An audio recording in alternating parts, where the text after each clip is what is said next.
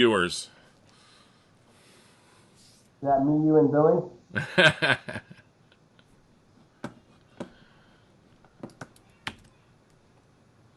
Hello, this is Howard Owens with the Batavian. We're doing something a little different tonight on a Saturday night. Didn't want to call it Saturday Night Live because you might expect comedy, and we're not going there, I don't think. Maybe we'll have some laughs. But we're calling it the Batavian Social Hour. If you guys like it, we might do this again sometime. But we have Tim Hens on, you all know him as the county highway superintendent, but he's also a really smart guy, and he's been following a lot of the coronavirus, COVID-19 stuff really well. I see what he posts on Facebook. He has a lot of informed thoughts about what's going on, so I thought it'd be interesting to talk to him. And of course, I follow it closely, so we wanted to have this be more of a conversation than like a straight interview. So, Tim, how you doing this evening? Good. Just another Saturday locked up in my house I think this is the third or fourth weekend in a row. You had something on Facebook about day 27, and I thought, should we call this like day 27 of the hostage crisis? Yeah. We have a chalkboard in our kitchen right alongside of our stove, and we've been keeping track, kind of marking the days off like we're in prison. But I know when it started for us because I had actually been in Las Vegas for a trade show, and I flew home on March 14th, and pretty much have been locked down since then. I know that we didn't really truly close all the restaurants and bars and stuff, I think, until that Monday night or Tuesday night following that, but we've pretty much been working home almost that whole time. I've been doing kind of half at home in the morning and going in at the end of the day to meet up with the road crews because we're still doing road work, getting ready for summer construction. So I'm going to make a setting change here, just a second. Improve things a little bit, I think. So, and we weren't going to get too much into your job, but you and all your guys are essential services, right? I mean, you're pretty much, you got to keep the county running as far as highways go. Yeah, the whole county is really still running. A lot of the county buildings are closed to the public. There's still a lot of, like the DMV is still doing some stuff by appointment. The clerk's office is still doing things by appointment. We're obviously still out on the roads. Unfortunately, plowing snow the other day with the snow we had. But we're doing our normal springtime prep. We have to get, at some point this is going to all go away. At least hopefully it goes away. Yeah. And we still plan on doing our summer construction. The governor, included in the state budget all the capital planning or capital spending that we normally get. So, the state said that government construction is essential. So we have reduced our staff down to 50%. We've got basically half of the staff working every other day, right through my whole department. So facilities and highway guys are working one day, home the next, working basically opposite days. The only people that aren't swapping days right now in my department are the park staff, which usually only have 2 employees, and obviously they've got 2 parks. So they can stay somewhat socially distant and not be on top of each other. But the crews are set up right now so that we're still doing our tree cutting, we're still doing ditches and driveways, bridge washing, the things that we would normally do in the spring. Obviously at a half crew, things are going a little slower than normal. But it's set up right now so that all the guys and girls can be in individual trucks and individual pieces of equipment, not riding together. So it's working out pretty well for us right now. So we wanted to talk about the coronavirus pandemic and just share some thoughts, get your thoughts, because I know you've been following closely. Let's kind of just start at the beginning and kind of, what you think of the response of the nation, of the state. Do you think we've been doing the right thing? Yeah, I would say that we are. It seems to, obviously I think around here it seems to be making quite a difference to stay at home, work from home if you can. I'll be flat out honest with you at first. I was more nervous about the shutdown and the economic turmoil that it would cause. I think we're beginning to see that, and I think I think I had a Facebook post early on that was basically questioning, like, hey, how long do you think we can do this before the economy crashes? 70% of our economy is based on consumer spending, and if everybody is stuck at home, not going to restaurants and not shopping and not going out getting your hair cut, things like that. It's like, that affects a lot of people's jobs, a lot of people's businesses, and it just rolls and increases itself the longer it goes. You start worrying about people having money for house payments and things like that, and you get sideways pretty quick. And I was at first against the shutdown, the distancing on it. And then my wife told me to stop being so negative and posting bad things on Facebook. She doesn't want to scare people, so I backed off of that. But I've seen it seems to be working, and then I've kind of gone the other way and thought, if we're going to shut down, we should just shut down completely. We're kind of really our shutdown in the United States is kind of an in between shutdown. There's still a lot of things that are open that I really wouldn't think we would necessarily call essential. You still have people, at Home Depot and places like that. You go into town, it's definitely not as crowded now as it was 3 weeks ago, but there's still a lot of people moving around on a daily basis. And if we really wanted to get through this as quick as possible, we probably could have shut down nationwide for 3 or 4 weeks, lock it down real tight, and you'd probably get through this quicker. But just based on the way our country is, it's so big, it's so spread out. Everyone has different beliefs and different values. 50 different states with 50 different responses. There's still a state component to this. So it's hard to just do what South Korea did or China did and shut everybody down and start tracking people, because that's how our society lives. So it hit us a little harder, I think, than it has the rest of the world, because we do live in a free society and people are used to moving around and don't like being tracked and told what they can do. But we really are kind of, the shutdown that we're doing isn't really what I would call a shutdown. I've been calling it purgatory. It's kind of like halfway. It's just extending the pain, unfortunately. Well, I'm not convinced necessarily that, you know, however tight of a shutdown, that this would necessarily end quickly, because there's so much we don't know about the virus, whether it will abate over time, what will it take to build up immunity, if immunity is even real. I was reading a story from about South Korea tonight, where they've tracked 91 people that previously had coronavirus, tested negative, and are now testing positive again. They don't know if they got reinfected or if it somehow came back. So that's one of my big worries about sort of the long-term effect of this and what's going to happen. Will we be able to, when can we return to some sort of normal? Because we really don't know enough about the disease. Yeah, and I don't think, normal, like what we were experiencing after Christmas. I think that's going to be a long time before that comes back. I'm afraid that we might start creeping back into somewhat of a normal condition. And if it peaks back up in the fall, or it doesn't go away in the summer like they think it's going to, there might be a new normal. I don't think we go back to the old normal right away.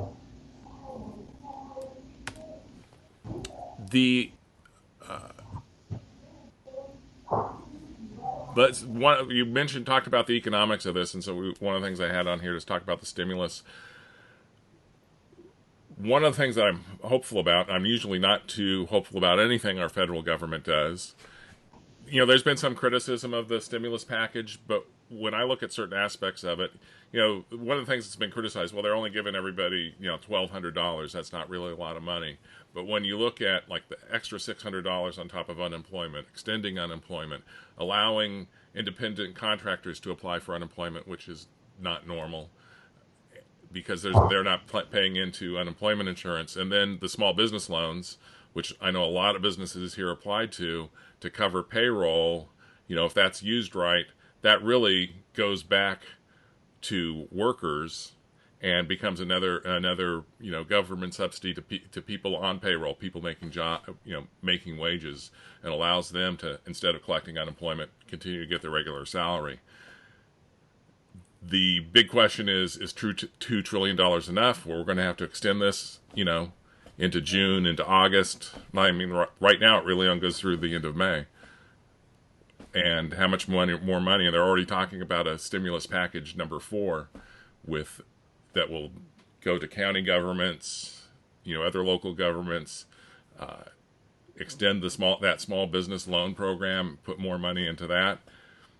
So that's kind of what we're looking at. And I just want to get your thoughts on stimulus and whether you think it's adequate, too much, whether it'll make a difference, what the government should be doing. I think that the stimulus that they provided for people, the unemployment on steroids per se, the extra $600, the $1,200 checks. I think that stuff helps people, pay their rent, pay their mortgage. I know that they've got rent deferments and mortgage deferments proposed. That's the kind of stuff that's important because I don't think you want to see this.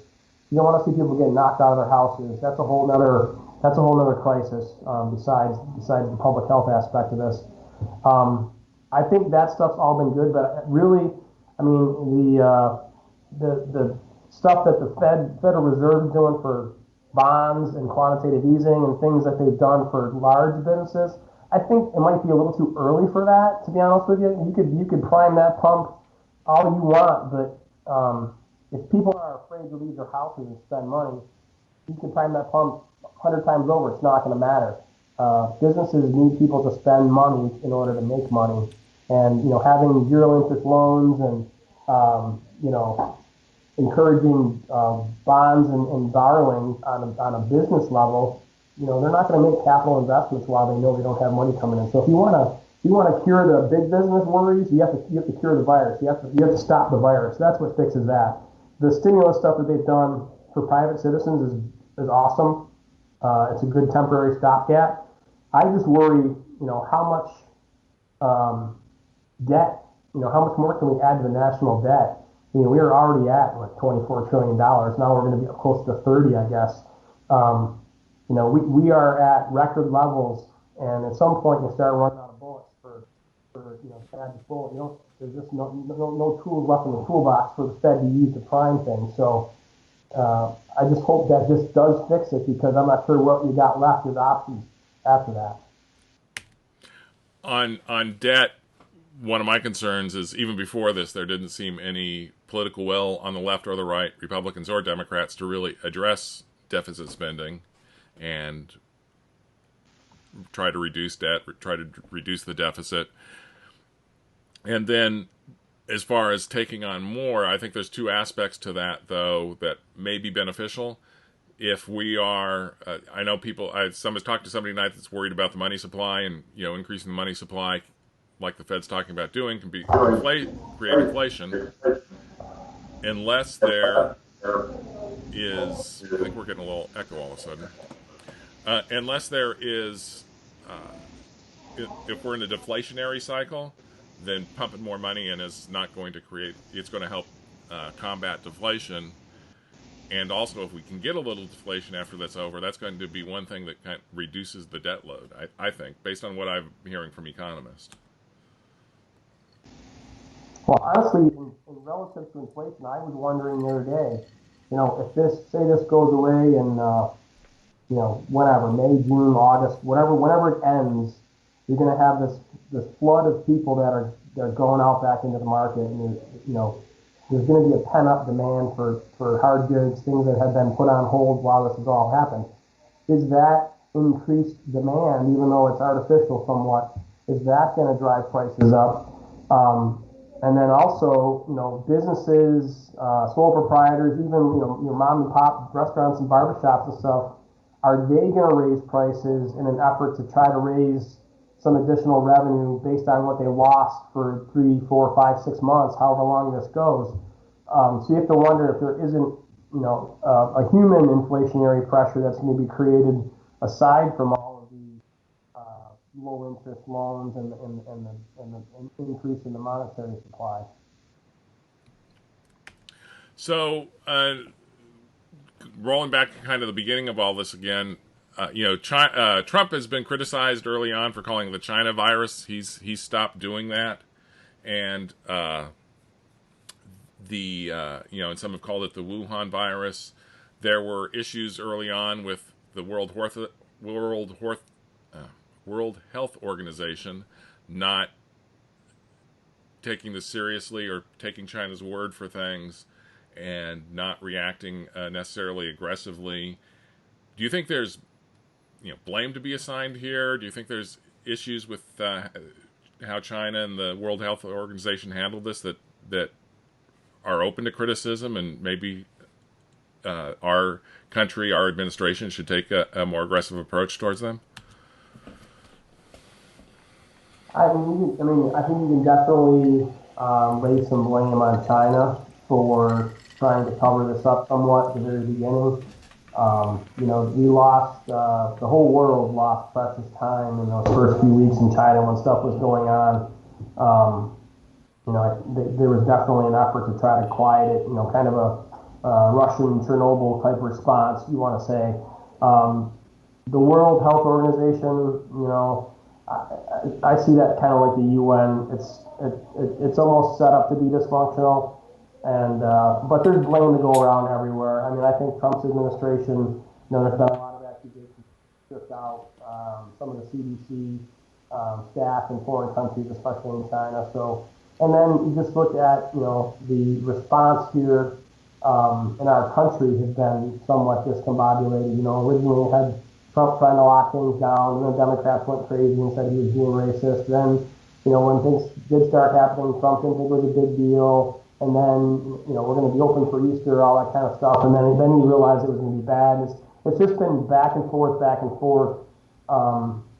national level. And then you have every state doing things a little bit different. New York, I think, has had Governor Cuomo, as much as I disagree with his politics, and what he does and how he represents upstate in most cases, I think he's been actually pretty responsive. He's been communicating very well. His daily briefings, I've listened to a lot of them. Provides a lot of facts. He provides a lot of his own opinions and stories and stuff. Almost kind of like a Franklin Roosevelt fireside chat kind of thing, if you will. And I think it does bring people some comfort to hear that kind of stuff. It's been pretty good. But you still have, I think there's still a few states that aren't even on stay-at-home orders. There's like 6 or 7 left, if I'm not mistaken. So the response across the country has just been kind of wonky, and I think there's a little bit of blame you can go everywhere, even down to the individual citizens. We have people just flat out ignoring, some of the guidelines that are being put out there, doing things on purpose to just flout their supposed freedoms to the government and stuff like that. So you can place blame all over the place, and but I don't think blaming anybody has ever solved the problem. So you can do all the 2020 hindsight looking you want. It doesn't fix what we have in front of us right now. One thing I have thought about, I find interesting, is somebody believes in the Constitution as I think the founders intended it, which means a weak executive. Trump's response to not, bring to bear all the executive power that he has, to kind of hold back, whether some might believe that's intentional, whether that's just that he doesn't fully grasp what he can do with the office, as some critics might contend, that put the ball in the court of the governors, creating kind of that federalism that the founders intended. The only problem with that possibly is a lot of the governors in our states weren't really ready for that kind of response. States have learned to rely so much on the federal government, they weren't necessarily prepared to have so much dumped in their laps. Any thoughts there? Yeah, it's a pandemic's different than what we're used to seeing. Normally you get a hurricane or some tornadoes that strike very specific areas, and I think the federal stance has always been, listen, the local governments and the state governments have to be the initial response. They have to be the ones that manage the disaster in their home arena. And I think that makes a lot of sense. I think we saw that with Katrina. The federal government was like, hey, the state and city New Orleans should be the ones leading this. You should be prepared. You shouldn't have to rely on the federal government. And I think that has always traditionally been the federal response, but in an instance where you have something that is impacting the entire country, it's impacting interstate commerce, just the interstate commerce alone, the impact on that, I think the feds could lean on that from a constitutional perspective and say, that gives them quite a bit of constitutional authority to act across state lines per se and impose their federal will. And I'm surprised they haven't done that yet. Actually, I saw an article this morning about I think there was a court case from like 1905 that the Supreme Court ruled that granted the executive office and the federal government a lot of leeway in a national response. And I believe it was in response to some sort of a pandemic. It wasn't the Spanish flu of 1918, I believe in that, because the court case was in 1905. But I just think there's always been this states first thing because it's been a local disaster. But this is different. This is a nationwide, international type thing, and I think there needs to be a stronger federal presence than there has been. Well, that's interesting. One of the things that you've posted about before is how society might change out of this. The fact that we're doing this live stream interview, I wasn't doing live stream interviews before this started, and many of the people I've interviewed, it's the first time they've ever used Skype. And we're seeing people use Zoom for the first time. And you mentioned earlier, you had a family gathering through Zoom. I think there's going to be a lot of families tomorrow for Easter using Zoom or other software to get together. More online learning, people learning to shop online and order their groceries online. And then there's other things like Dr. Fauci recommending that we no longer shake hands, that he's hoping that's one of the things society will learn. What things how do you think society is going to change coming out of this? Well, I definitely think the video conferencing, the video chatting, whatever you want to call it, is going to be by far and large the biggest thing that comes out of this. I personally never, prior to the pandemic, never used Skype, Zoom, any other video tool for anything related to work or personal. The only time I'd ever seen it used was I had an exchange student here from Finland for 2 years, and he used to use it to call his parents all the time. But that was really my only experience with it. But now that this has happened, my comfort level with it is, it's just like calling somebody on the phone, to be honest with you. But we've used it a ton. We just had a family gathering with my wife's family out in Colorado here a couple hours ago today. Last night we had a kind of a happy hour with some friends on Grand Island. We were playing games over the computer on an app called House Party. So it's just a different way of doing things. I'm president of our national organization for county engineers. We've done some of our meetings lately on Zoom. The county has used it for its legislature meetings and some of our department head meetings. So I've used it a ton. I think people will probably continue to do it. When you're on a phone call, especially if you're on a teleconference with a ton of people, it's very awkward a lot of times. You don't get that. You can't see the facial responses and the kind of the subtle cues that you get when you're face to face. The body language stuff usually means a lot for people to communicate. And when you can look and see people's faces and see who's talking and put a face to a name and see how they're reacting to things that you say, it makes a big difference. Personally, I would love to see. I've been a proponent of this for a long time, even prior to this. Why don't our school districts use video learning?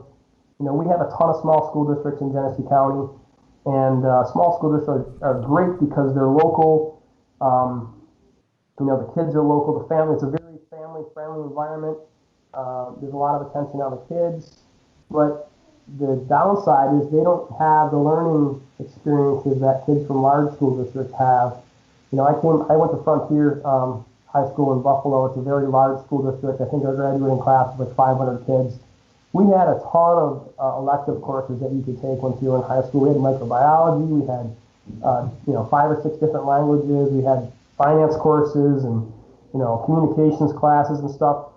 And our small schools around here, my son went to Notre Dame, both my girls went to Leroy. They didn't really have that opportunity. The closest thing they had to that was maybe the ACE programs that GCC runs. But there's no reason why you couldn't set up a video link from a kid in Elba that maybe is interested in taking a class in Mandarin and have them tag into a class, and maybe the class the teacher's in Penfield or Pittsburgh or whatever, some richer school district that's got more opportunities.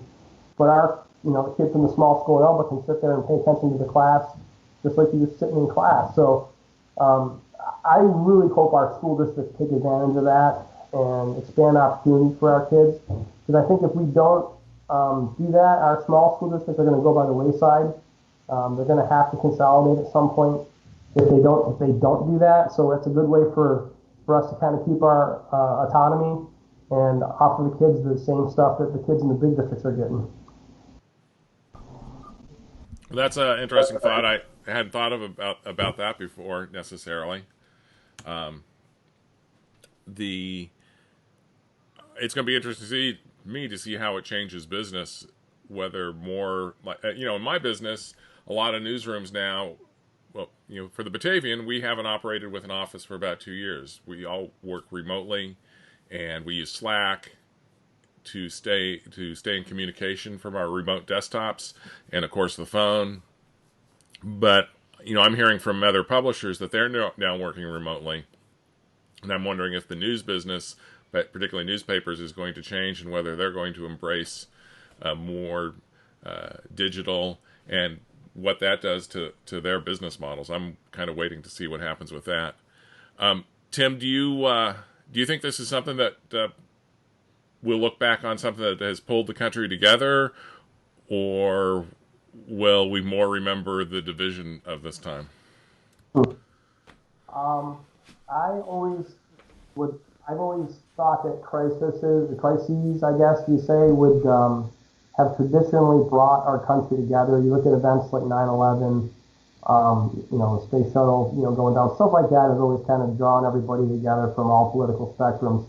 I think what has changed, since 9/11 per se, is the social media aspect, and quite frankly, the underlying aspect of social media, which is, and I hate to use this term, it drives me crazy, but fake news is what everybody knows it by, is the propaganda machine that runs behind the scenes on social media, whether it's foreign governments or even our own political parties trying to subvert people's views. There's so much misinformation out there on a daily basis. I sift through it on Facebook. It's absolutely ridiculous, and I don't think it does anything but drive people further apart. I haven't really seen people come together from this crisis yet that I've noticed. It seems to be that people are getting pushed further apart. Right now you have a crowd that thinks the lockdown is the way to go, and you have another crowd that says you're killing the economy, and it's split on party lines. The GOP is generally behind to get the economy going again. This is ridiculous. They're just the government trying to create a socialist state. I mean, all kinds of crazy things. And then, you got the left saying, we should be staying at home, let the government do whatever they have to do. And the funny thing is, the far left, is actually lined up kind of with the GOP in terms of the open things up so you're not disadvantaging along racial lines and economic lines. It's kind of interesting, but I just haven't seen their, other than, the ads you see on TV of the alone together kind of stuff, and some people putting positive stories out on Facebook where people are doing charitable things. We see a little bit of that, but predominantly it's kind of more of an argument of, this is nuts, why are we doing this, it shouldn't take this long, let's just get it over with, let people die. I think some of that might play into how things turn out. Right now it looks like the models predicted a worse outcome than what we're seeing to this point. Whether that stays true or not, I think we don't know yet. That's still out in the future. But if trends continue, I think we're going to see a lot of continuing what I'd call the deniers, the people who started out deniers saying that this was just all a hoax, will say, now see, the experts got it all wrong. And I see some of that in social media now, that the experts got this wrong, see, we were right all along, and not credit necessarily that, to the degree that social distancing worked, that we did come together. And then perversely, if it turns out in the long run a lot of those models were right, maybe in the long term we will come out of this. We will come out stronger, I believe, in the end, no matter how bad it gets, and that might create more national unity coming out of this.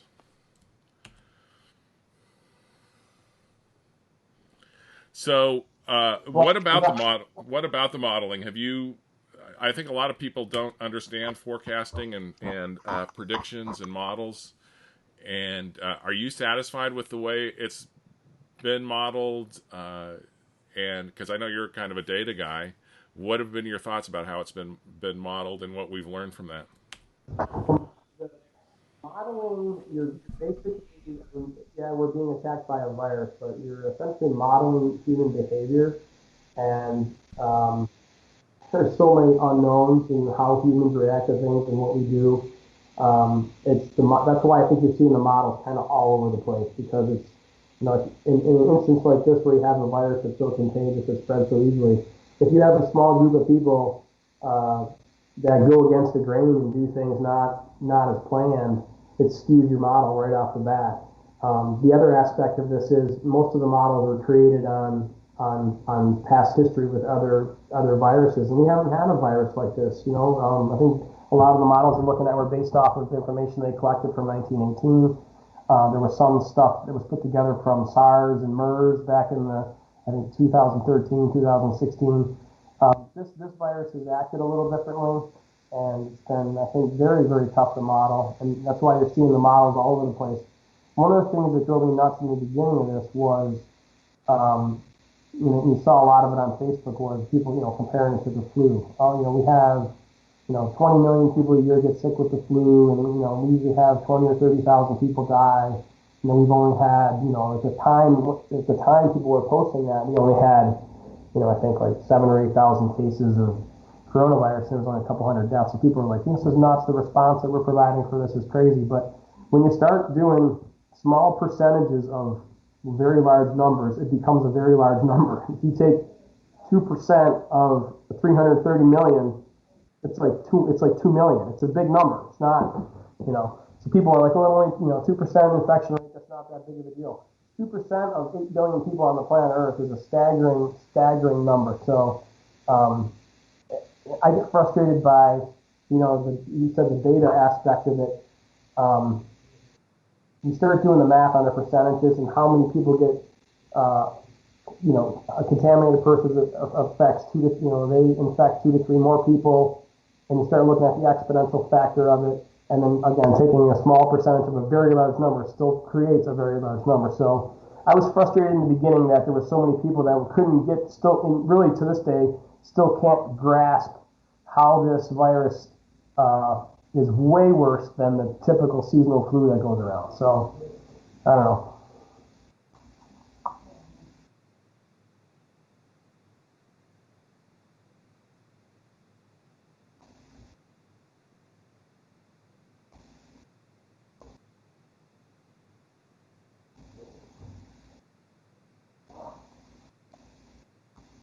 Howard, I lost your sound again.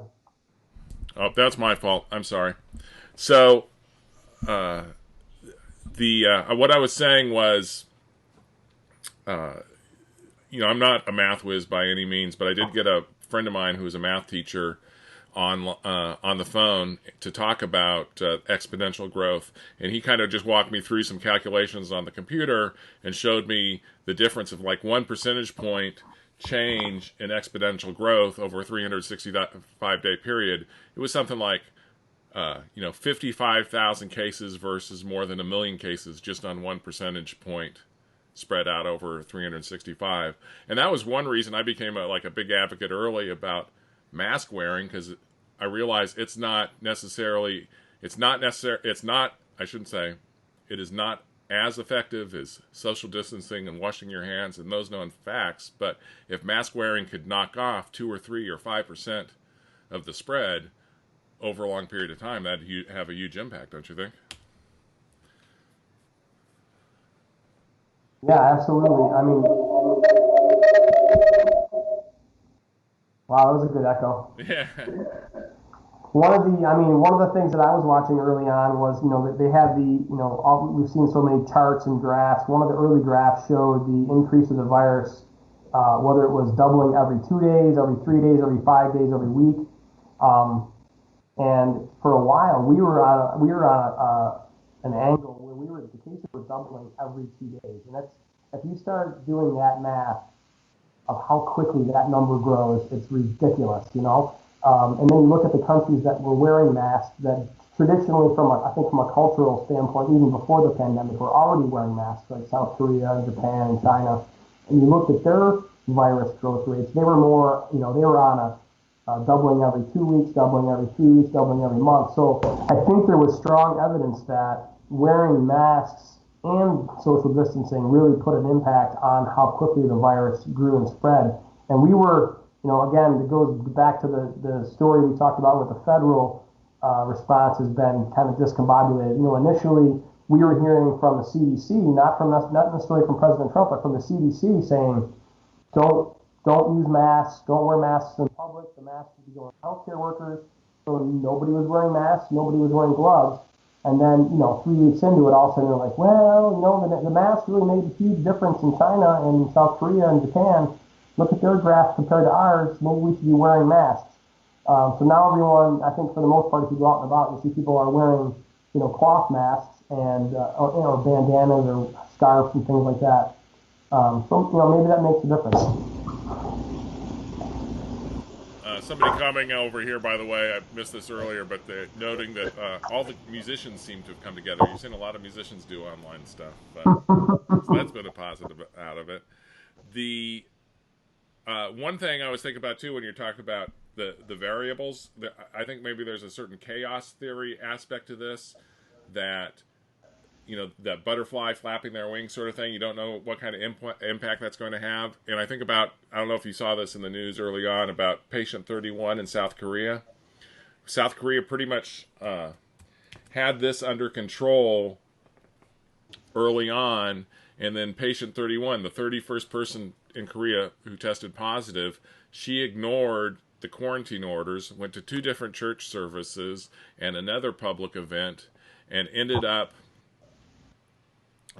infecting like 135 people or something, and exponential growth from that. Just it spread really fast, and when you look at the charts, that's where you see Korea really ramp up. And of course, they pretty quickly were able to flatten it after that. But one person in a population can have a huge impact, and I'm not sure most people appreciate that. And I also think maybe we've kind of seen that here with, we had a 400% growth increase of positive tested cases in 1 week.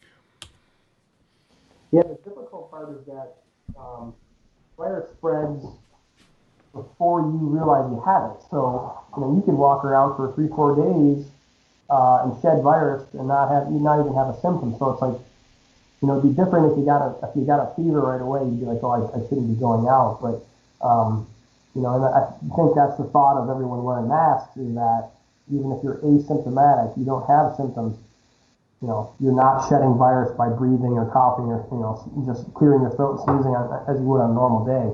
You're not infecting the people around you. That's the thought with the masks. It's just crazy. So, Tim, we've taken about 40 minutes now. I don't want to take up too much of your time. Is there anything, any other thoughts you wanted to share? No, I think we covered a pretty good range of topics. One of the things I've seen on Facebook, and I've seen it from all over the country, and it kind of goes back to my county job. I've seen people post, hey, now's a great time to do road work. Everyone's not around. Once you work on the roads now, you're not going to impact anybody. Be honest, the hard facts on that actually is the impact that counties in the state are going to see relative to sales tax collection because of all this is phenomenal. And I think you'll see a huge drawback, and I'm already seeing it from a department level with our county legislature, cutting back on capital projects and capital spending because they are nervous about sales tax collection going into the future and how that's going to affect the 2021 budget. So even though we would love to pave the roads while everybody's home, I don't think the money's necessarily there. And then, of course, being from Western New York, this isn't necessarily necessarily the time of year that we try to pave roads. We're actually, we plowed on Friday, so the blacktop plants are open, but I don't think anyone traditionally commits to a huge paving project in the month of April in Western New York. It's just too many variables. The one of the things we first learned when we moved from California to Western New York is there's two seasons here. There's winter and there's construction season. I've always said there's winter, there's getting ready for construction, and getting ready for winter. Those are the four seasons. So, one thing about the sales tax, probably the biggest impacts are the loss of gas tax and tourism. Tourism is really being hurt right now. Yeah, the two big sales tax drivers for Genesee County traditionally are on the sales tax on fuel. We have basically three major gas station areas along the thruway. You have the truck stop in Darien. You have the thruway rest area, which is in Leroy, right on the border of Monroe County, and then you have stuff in Batavia. We rely heavily on sales tax collected from gas. I think it's like 30% of our sales tax receipts, which is like, I think, the highest in the state in terms of the portion of the revenue for the whole county. So when gas is, $2.50 or $3 a gallon, you collect 8 cents a gallon, or 8 cents a dollar. You're at, collection at $3 is 24 cents. If the gas drops to $1, you're only collecting 8 cents. And we haven't necessarily seen the gas price drop in Genesee County yet, but it's coming. We're already buying fuel at the highway department. We buy it obviously pre-tax, and I'm seeing prices that I haven't seen in probably 25 years. I know if you go out to any of the Indian reservations, I have a cottage out on Lake Erie close to the Cattaraugus Indian Reservation, and their fuel, I believe today it's at 97 cents a gallon, which is like 1990 pricing. So if fuel drops off that much, our sales tax drops. The other big place we collect sales tax is obviously tourism, like you said. Batavia Downs, Darien Lake, all that stuff is a huge revenue driver for us, and that stuff's all shut down right now. I think Darien Lake postponed their opening, I believe, a month originally. I'm not sure if they've extended that beyond that, but that stuff is where we drive a lot of revenue for Genesee County, sales tax and property tax. Sources of revenue. Well, as we're discussing, it'll be interesting to see how this plays out. Tim, I appreciate your time. I don't want to cut you off if there's anything else you want to add, but I appreciate what we've been talking about. No, just stay safe. Everyone have a happy Easter some way or another, and find a way to celebrate with your families, whether virtual or maybe you are living with people. I have my brother living with me through all this because he lives by himself, and he's out of work. He works for a school district, and he's home.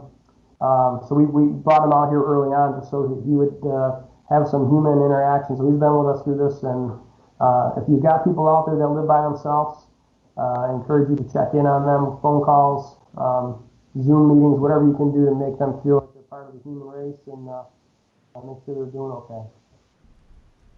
Well, that's a great note to end on, Tim. Again, thank you for your time.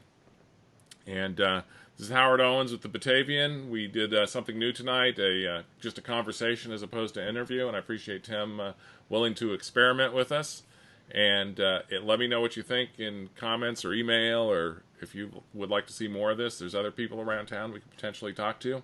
So, again, all of you have a great Easter and a good night. Take care. Take care.